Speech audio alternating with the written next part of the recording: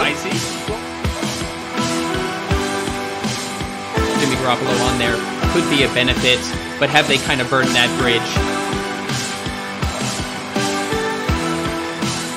I will say this. Gardner Minshew is the best backup in the NFL. I love Gardner.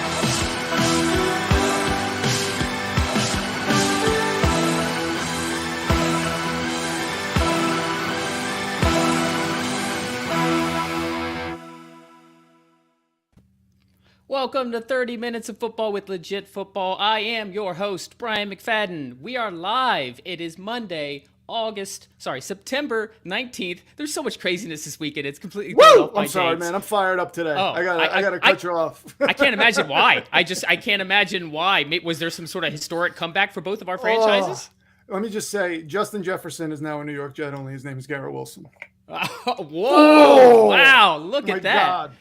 He did have a key drop. I don't know if this is the time to bring that up. Okay, yeah, okay. Of course you would bring that up. You know what? Tua had 2 interceptions to even it out, so let's not get too crazy. Hey, guys, we're obviously very excited, not just because it was an absolutely insane Sunday in Week 2, but our franchises are looking okay, at least after Week 2, at least after this one game. You guys know we're here to recap all of Week 2. I've got the Pro Football Demon with me. We're going to preview 2 Monday night games because for some reason they want to overlap them and make us focus on 2. I focus on enough Sunday games. I just want to focus on one at a time. But hey, it's more NFL. I'm not complaining. Rich, I know how you're doing, but I still got to ask how you doing. I'm doing great, man. We see some people popping in the chat here. Tad, what's going on? Ted, Takeda Luna's with us. Oh, we know it's going to be a fun night when Takedo's here. Yeah, I'm fantastic. Beginning of the game, Jets game, I was a little aggravated. I just thought we were going to see some of the same stuff, but man, our young playmakers are really starting to pop. So I'm excited. Defense scares me, but we have, and we'll go over all the individual games. We'll get a chance to break those down. We do have a number of 49ers fans who watch this show because I'm a regular guest on the 49ers Rush. And shout out to the 49ers alumni, Robert Saleh, Mike McDaniel, both got wins this week. Let's just get into it. Let's go ahead. We're going to be recapping all of the Week 2 games. We go against the spread on Friday. We make our picks. Rich wasn't on the show, but we did have a ticker at the bottom that had your picks, Rich, so everybody was aware of what I saw that. you Yeah, picked. thank you very much. The timer's going, so 30 minutes of football with Legit Football starts now, or apparently started 10 seconds ago. We're also in the second half. We're going to preview both of the Monday Night Football games, but let's go ahead and bring up the picks from Week 2. You see my, right now, 7-7 in Week 2. I went 9-7 Week 1, so I'm hoping to get at least one of those to go 500 this week. Rich is at 5-9. 5-9, I think. 5-9 this week. Sure, but hopefully we both get 2 wins and he gets 7 wins to finish that out. High level first, Rich. High level, your thoughts on Week 2? A lot of shock. I mean, a few comebacks. I mean, the Cardinals, and big time comebacks too. It was very exciting. Detroit looks legit. I said Detroit would look legit. I know it was Washington, but after Week 1, a lot of people excited about Washington. And the thing was, they didn't get blown out. The Lions actually controlled that game. Denver. This is like the second highest scoring offense in the league right now. Yeah, it's insane. The Detroit Lions. But just some of the things that popped out to me. Denver, they have a coaching issue. The guy does not know how to control the clock. He's going to be a disaster. I think he's going to be one and done as a coach. And I can say that 2 weeks in because his last name is Hackett. And like I said, Paul I think Hackett, you're just upset that your Super Bowl pick is basically already. Well, not yet. We'll see. Okay. We'll see. If Russell Wilson takes this over, it might change. Right. But All yeah. And Cincinnati surprised me. So yeah, that was a big shocker. So the amount of comebacks were absolutely insane. I mean, if we're just talking high level, that's obviously a number of these games. As far as the high spreads I picked, the Rams come to mind, the Raiders come to mind. I was feeling very confident that they're going to cover, and then that is not how the game ended up. But let's go ahead and jump in. We're going to go into every single game, break it down a little bit, like I said, leading up into the 2 Monday Night Football games. So go ahead and start with the Carolina Panthers at the New York Giants. This was a lower confidence pick for me. I did pick Carolina to cover and to win. The Giants won by 3. The Giants are now 2-0. The Brian Daboll-led Giants, Danny Dimes, I can't call him Danny Duds if he's leading an undefeated team right now, undefeated atop the NFC East. Thoughts on this game? I picked the Giants for this game. I felt like they would win outright. I think good coaching can work wonders if you have some talent to surround the quarterback. Quarterback doesn't necessarily need to be the most talented guy in a situation like that. Daniel Dimes is not a terrible quarterback. He's capable. We've seen him do some nice things from time to time. Yeah. So yeah, I think do I think the Giants are going to go? I think the Giants will probably go 4-0 and then, maybe come back down to earth a little bit. But yeah, I love Brian Dable. This team's going to shock us simply because he's the coach there. Yeah, coaching matters. We've said it a number of times. This was kind of a stark contrast of why coaching matters, because you got Matt Rule on one side. The Panthers' offense has been stuck in the mud. They'll have flashes in the second half where they came back and almost pulled it off against Cleveland in week 1. They came back. They were tied up. They almost pulled it off against the Giants in week 2, but ultimately they're 0-2.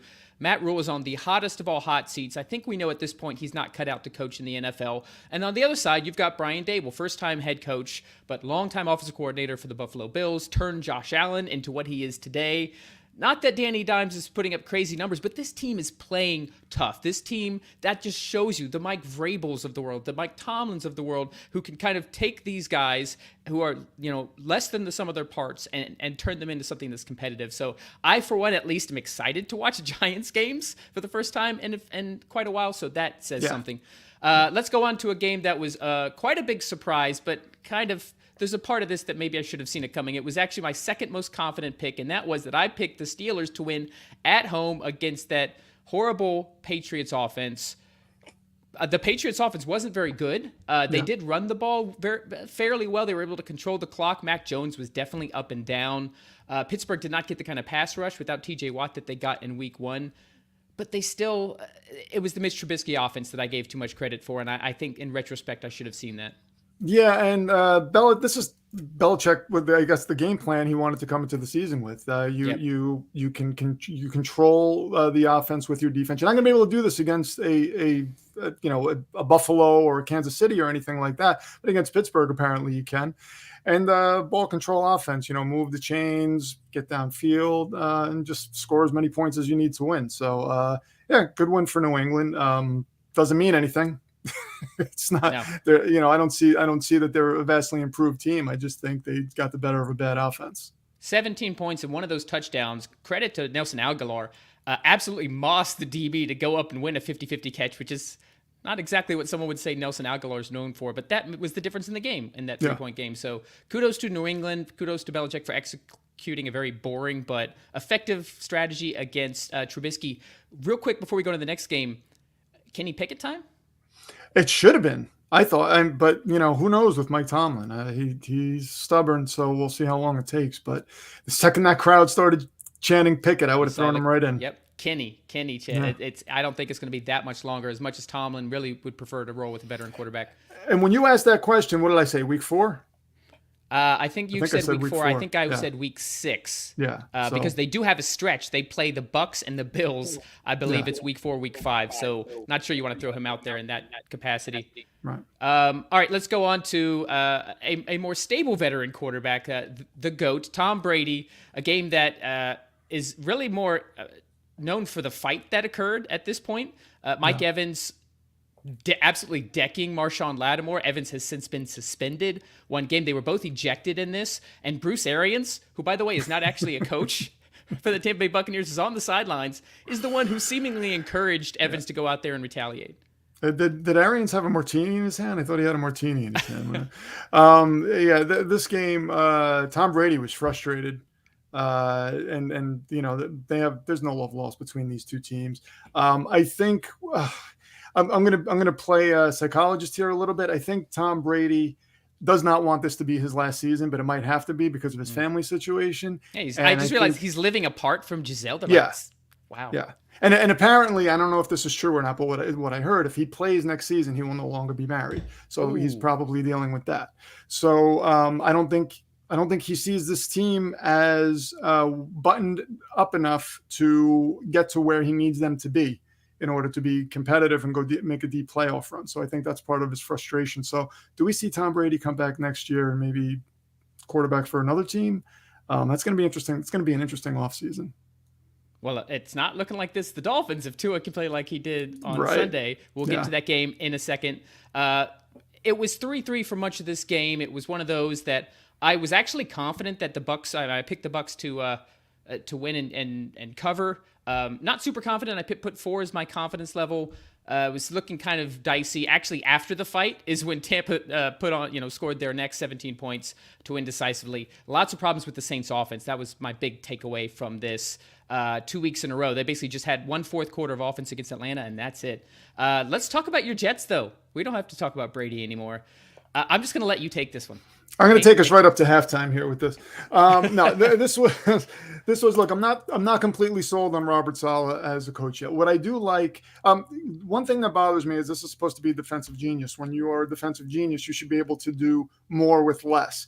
And the Jets defense does have some talent on it. So they should not be, the Cleveland should not have been able to move the ball the way they did with Jacoby Brissett. Brissett looks good. Yeah. I don't know if that's the Jets defense looking bad or. I don't think this is the Jacoby Brissett we would see against a stout defense. So I'm a little concerned about Robert Saleh still as a head coach, still as a defensive play caller. But I love what I'm seeing from our young studs, man. Garrett Wilson, I'm telling you, he's the next Justin Jefferson. I don't know if I believe that or not, but I want to believe it. Yeah, he did in this game anyway. Zach Wilson, when he comes back, he has all the pieces in place, so there are no excuses for him when he comes back. Already said that it will definitely be Flacco in week 3, so the whole week 4 timeline is kind of still on pace there. For our wager, Flacco needs to play 2 more games after next week, but 3 out of the 5. Yeah. How you feeling about that? If Flacco leads more 4th quarter comebacks? Hey, look, if he leads, then I will gladly get a Tom Brady Patriots jersey and wear it in a skit. If it means my Jets do well, I'm willing to take that lump. Yeah, for some reason you guys didn't actually see the result of this game. The Browns were up by 13 because Cade York missed an extra point. Cade York, the hero, the rookie kicker from week 1, missed an extra point.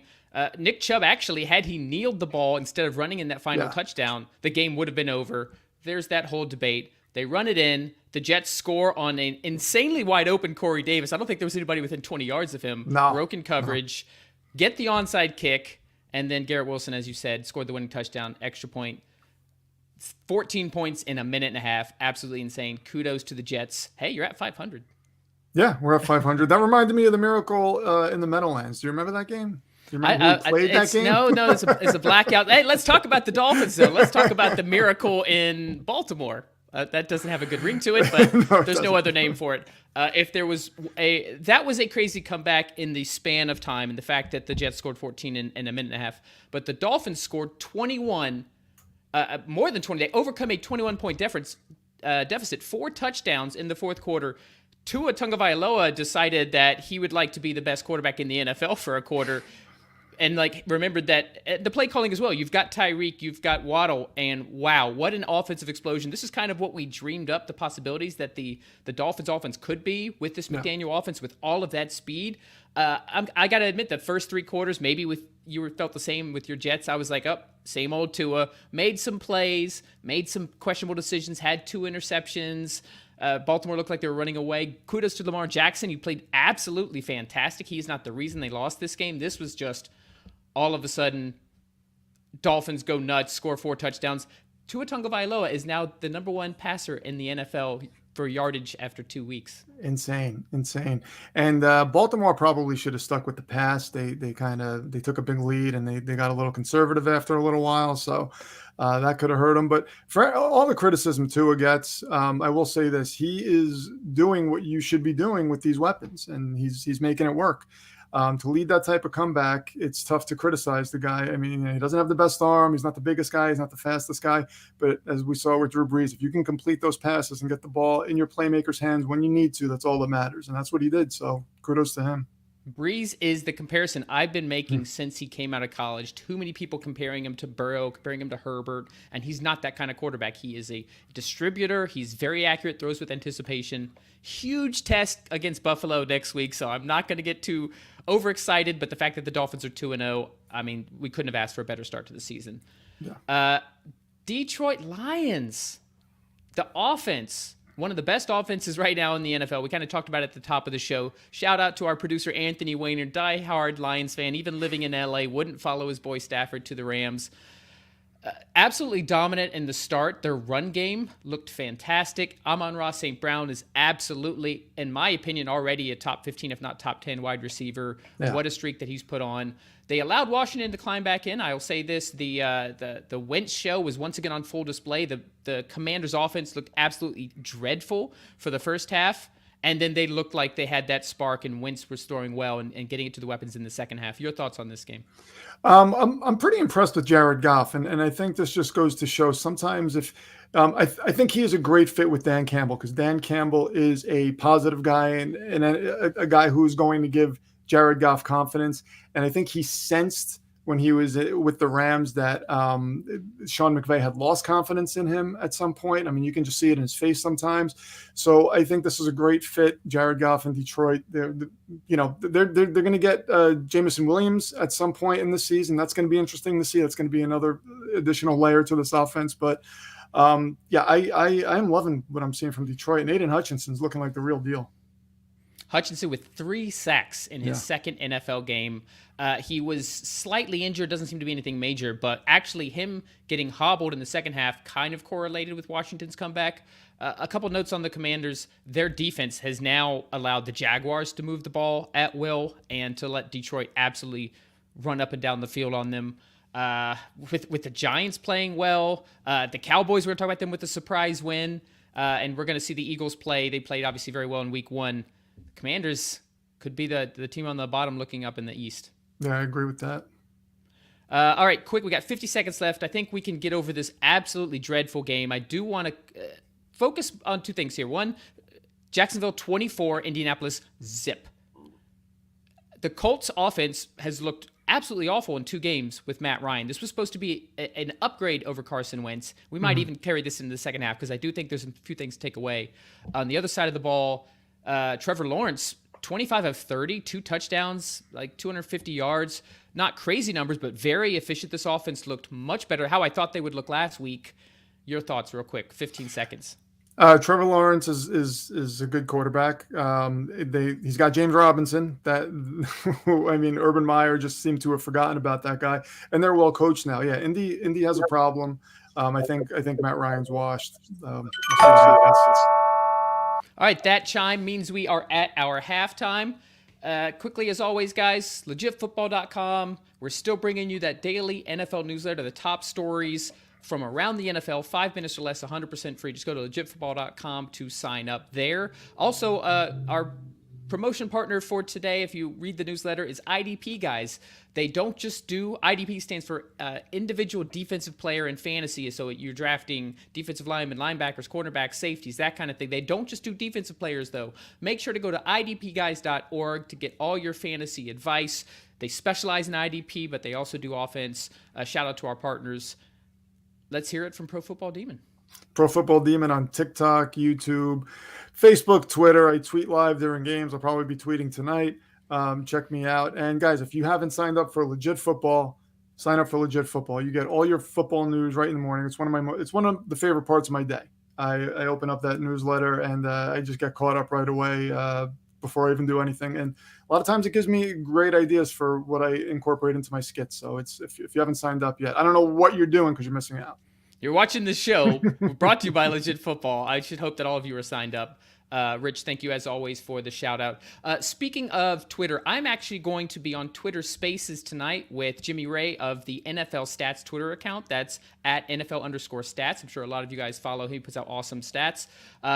I don't know how long we'll do it. We're going to do it starting at the second Monday night game, so about 8:10 Eastern, 5:10 Pacific. We'll kind of lead up into the Vikings-Eagles game. We'll do it as long as there's conversation going. So if just follow it, it's going to be from the at NFL Stats account. So follow him at NFL_stats. We'll be co-hosting that.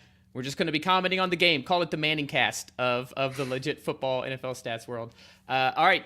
I'm ready for the second half. Let's keep going. We've got a lot of games to get through. Rich, you ready to go on to quarter 3? Absolutely. Awesome. So let's bring these picks back up. I want to talk a little bit more about this Colts-Jags thing, and here's why. There's some narratives are from the offseason are very much, realized. The Bills are great. The Chargers look fantastic, even with that loss to the Chiefs.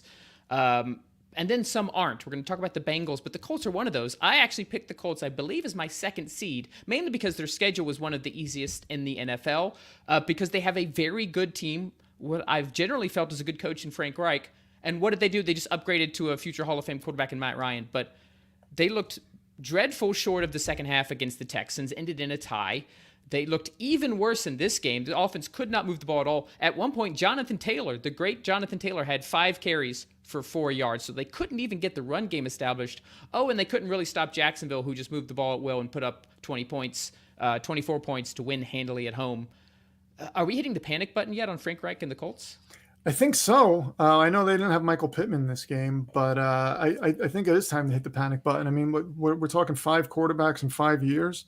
They might have pulled the plug a little too quickly on Carson Wentz. Not to say Carson Wentz is a world beater, but to go from Carson Wentz to Matt Ryan, kind of seemed at the time it seemed like it might have been a little bit more than a lateral move, but now it just seems like, oh man, we wish we had Carson Wentz back. Hearing some of the Colts fans talk, some of the Colts fans that comment on my skits sometimes, didn't seem like the fans were down on Carson Wentz. They talk about his numbers, and it was really that one game that seems to have been his downfall against the Jacksonville Jaguars. Right? Maybe there's some sort of mental thing, and there's just this thing. They haven't beat the Jags in Jacksonville in something like 6 or 7 years. It's insane. I think the last 7 or 8 games. Tad Newt says they should have kept Brissett. Not sure I would have gone that far, but that just shows you, ever since Andrew Luck retired, they have had trouble finding the quarterback. Thought they had it with Ryan. Long season left, but man, it looks crazy after 2 weeks. All right, let's go to Los Angeles Rams, 31-27. This was a game that at one point was 28-3. Got to mention that because the Falcons are involved. Absolutely went exactly as I expected. The Rams were just running, just moving the ball at will. They scored on 4 of their first 5 possessions. And then what happened in the second half?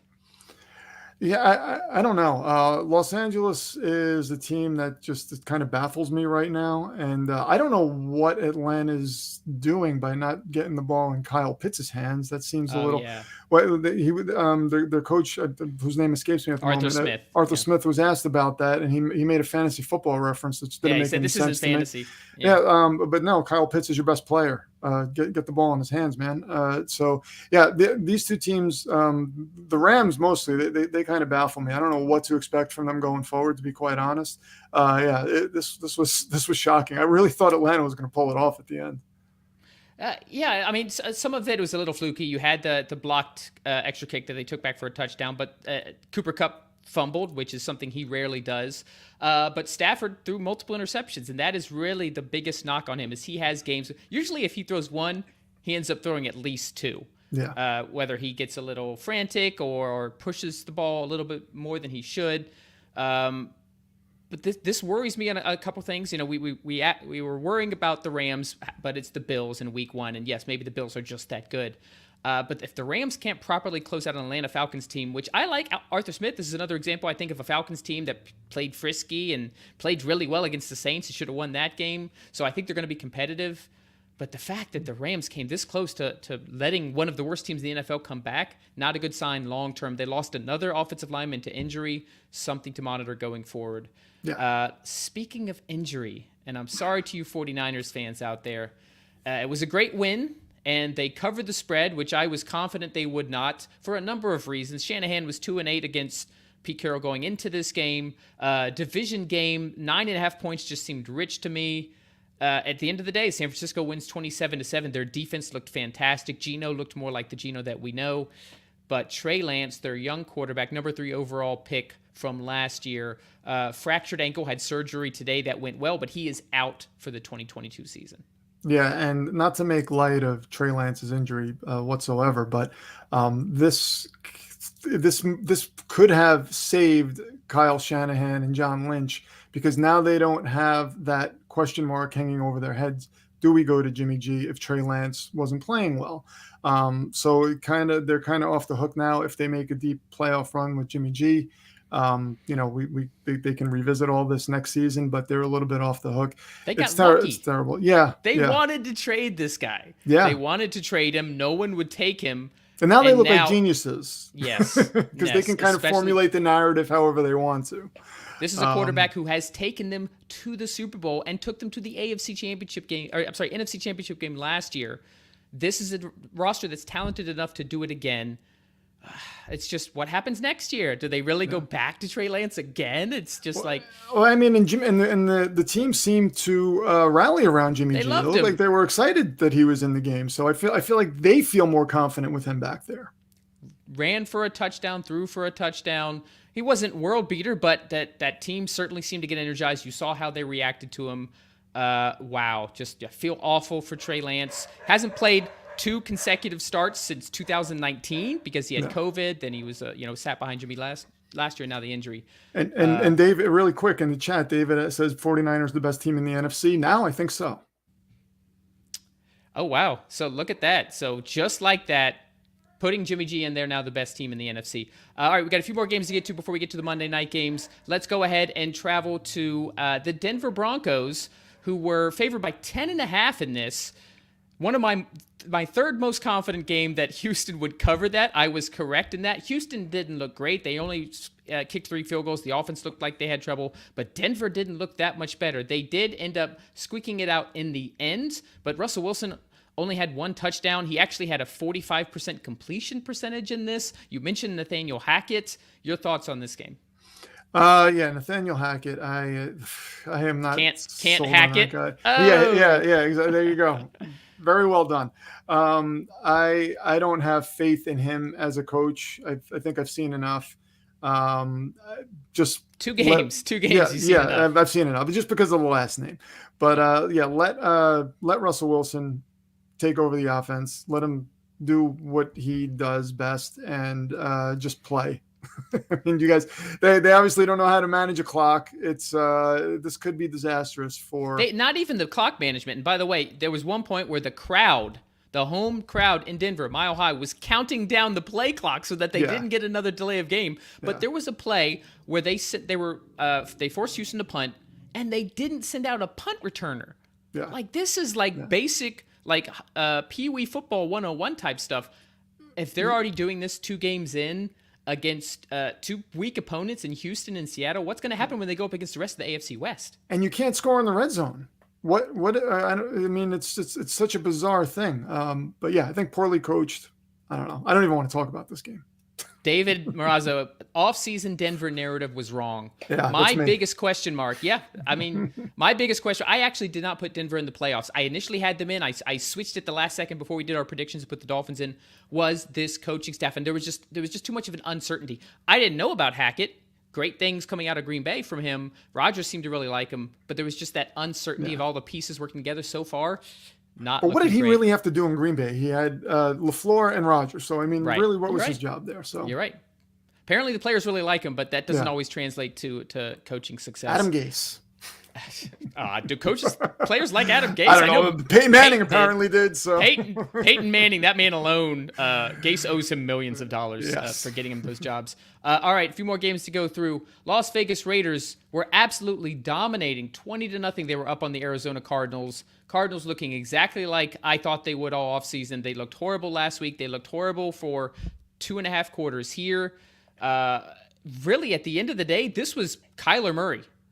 If Kyler doesn't just basically run around and make plays, they don't come back. On the other side, McDaniels, that offense got a little stiff for the Raiders.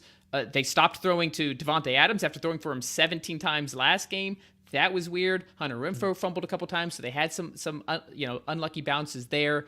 But this was just a combination of the Raiders not knowing how to put away an opponent. Now they're 0-2 in the hardest division in the NFL.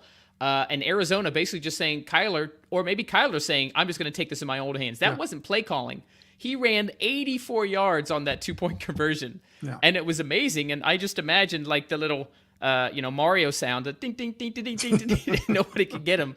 So kudos to Arizona for Kyler Murray, essentially, for pulling this off. But I think this is more on the Raiders.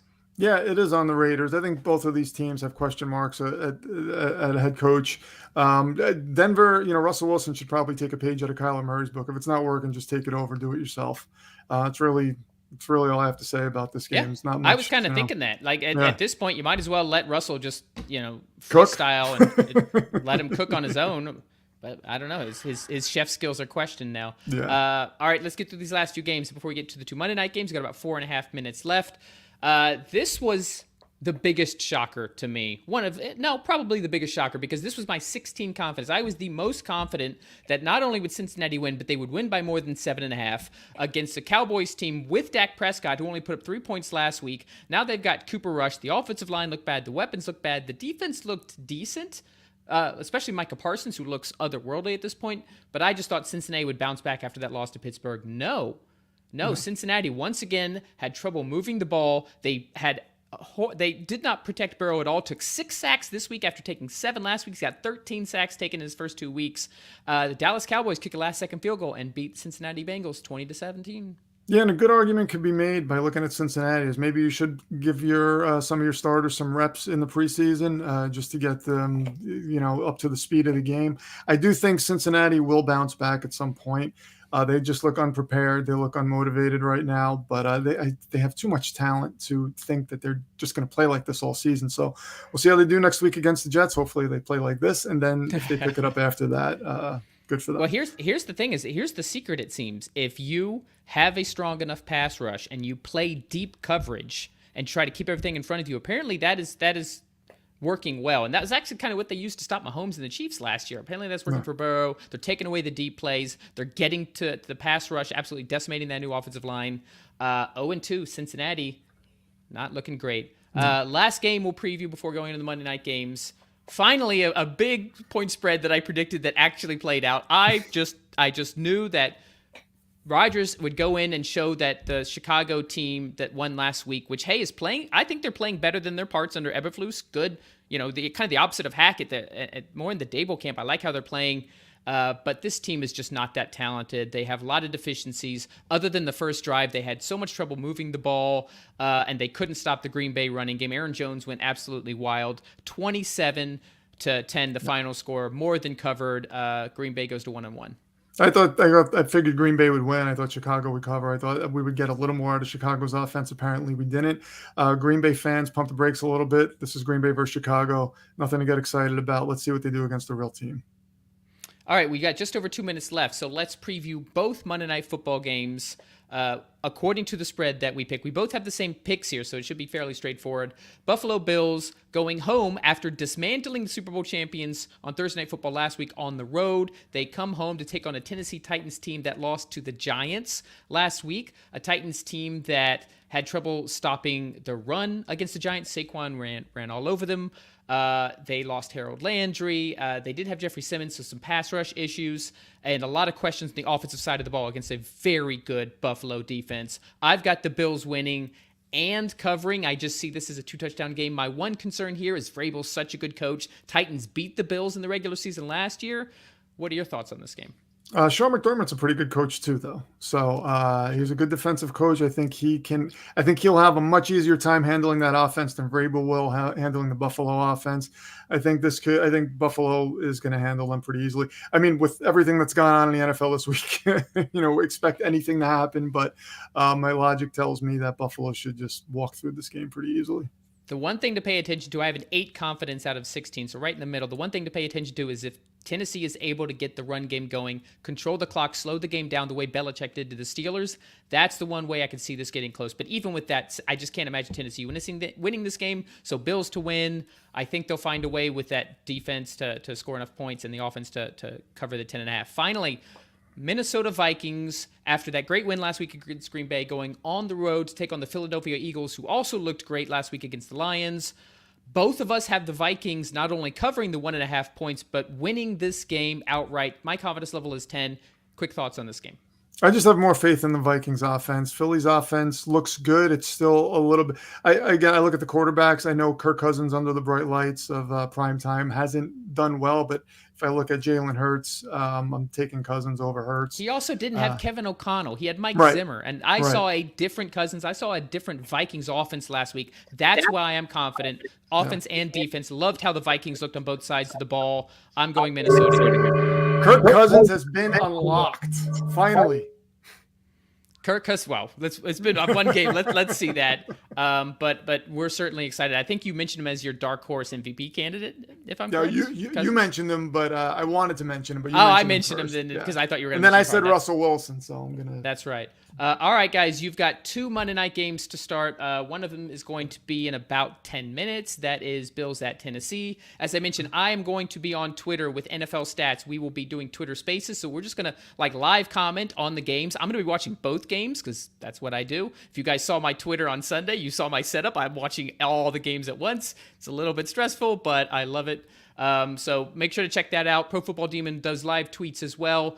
Always has funny memes and GIFs, so make sure to follow him as well, guys. Any last thoughts before we go watch some more football? No, Ted Newton in the chat said he's skeptical as a Green Bay fan, so good on you, man. Wait a minute. You should be. You should be. Oh, and Tad also mentioned earlier, I meant to highlight this. Jimmy G, he apparently predicted that Jimmy G would replace Trey Lance by week 3.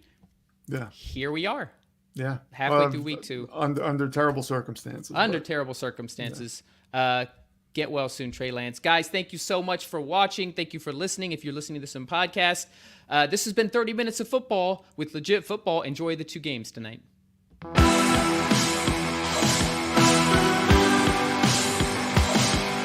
That's spicy. Jimmy Garoppolo on there could be a benefit, but have they kind of burned that bridge? We'll say this. Gardner Minshew is the best backup in the NFL. I love Gardner.